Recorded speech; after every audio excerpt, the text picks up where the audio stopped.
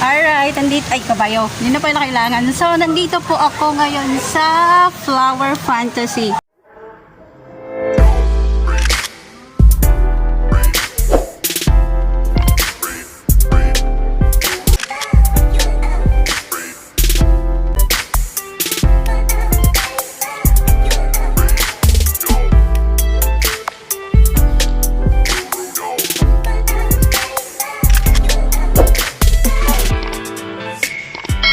Kasi dapat plano ko talaga is pumunta ako sa sa Cloud Forest, kaso suspended kasi nga it's raining.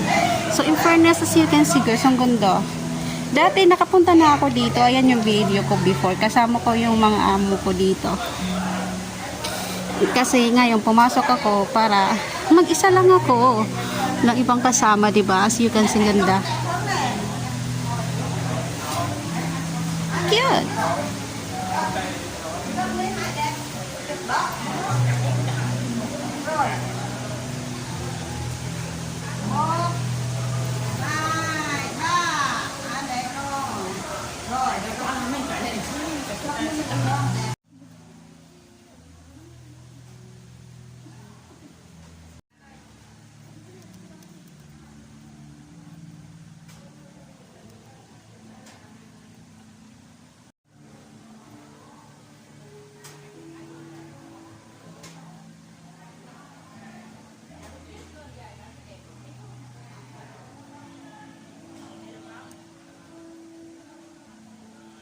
So here we are.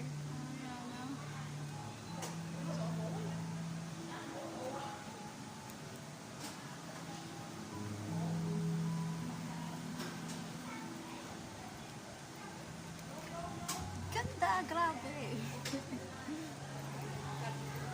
Flower Fantasy ba?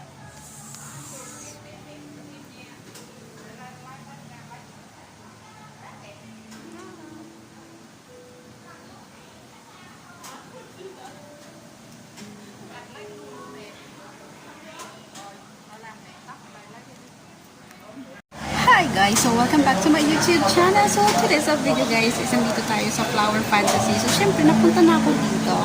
Ay matagal na. Siguro nung pagdating ko dito sa Singapore, pumunta kami dito, sinama ko na amo ko. So makikita nyo talaga ang Flower Fantasy is maganda, mga ano na doon, mga tawag dito, mga artificial flower.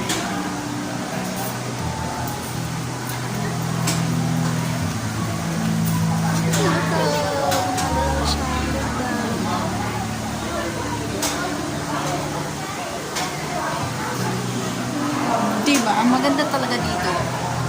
So, ang bayad dito, yung ticket na binayaran ko is $10 lang naman siya. Kung residence ka is $10. So, may working permit naman ako, so may $10 ako binayaran. So, tara, ikutin natin ang Flower Fantasy. So, tara!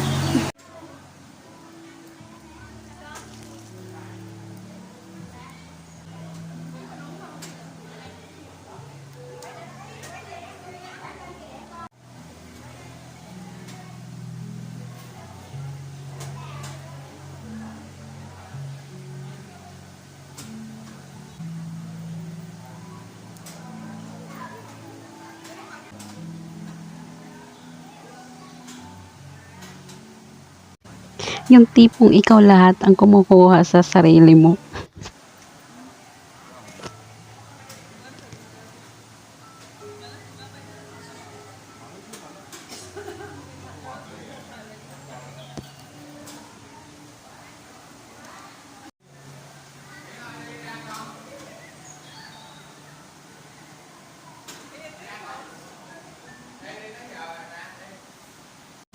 This is how I'm doing kasi nga wala nga ako kasama, so picture doon, video doon, takbo naman doon, diba? Nakakaloka yun kasi kumukuha ka talaga ng tempo at magandang background at magandang shot. So those some pictures siguro papakita ko sa inyo kung ang galing kong mag picture with timer, diba? Ang galing, parang tanga lang. At may enjoy mo din yung environment sa loob ng Flower Fantasy sa ganda at natural na mga flowers. At lalo na yung background, nakaka-chill lang, sarap magtambay. At as you can see, yung nakita yung mga video ko, takbo doon, takbo dito. As ako lang talaga, I'm just an alone to taking my picture and video. So, makikita nyo talaga na the whole place and plants is magiging observant ka talaga enough na makikita mo.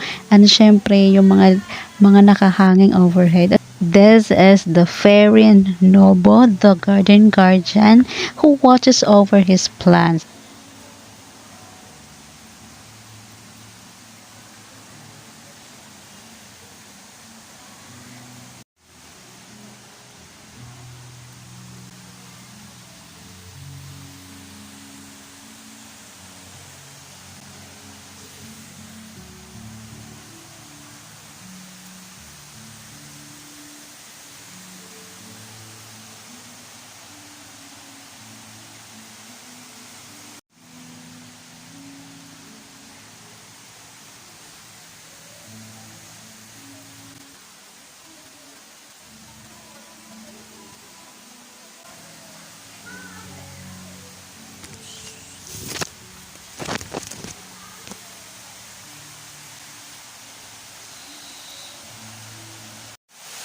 Matatanong mo sa sarili mo kung paano nila naaalagaan yung mga plants sa loob ng dome. Diba, ang ganda ng arrangement, the formation, yung lugar, yung ambience, super ganda. So, once pumunta kayo dito sa Singapore, just try to come to the Flower Fantasy and makikreate yung imaginary na, wow, this is so amazing place, lots of plants na hindi mo akalain na ganun kaganda sa loob. Diba? So, this is for me is a nice experience. Even though na nakapunta na ako, so pangalawang beses ko na to pumunta dito. But this is the first time na na-enjoy ko. Kasi nga, mag-isa lang ako pumunta, kaya na-enjoy ko yung ambience.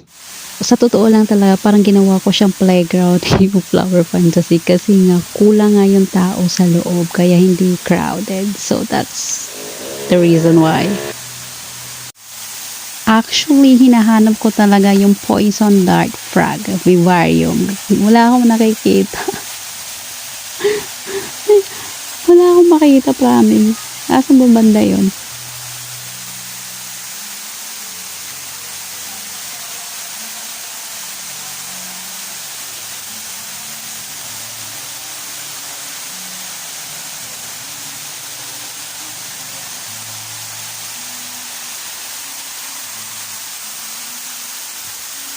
So, nakita na natin kung asan sila.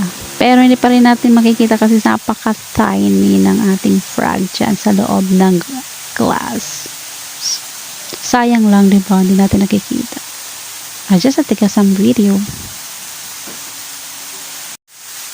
Next area naman ang papasokin natin ang cave. It's a rock formation. Napakaganda sa loob.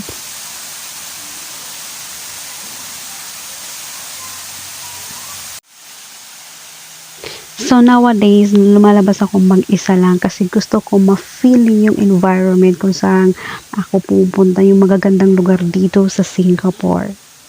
So nice place, the Flower Fantasy.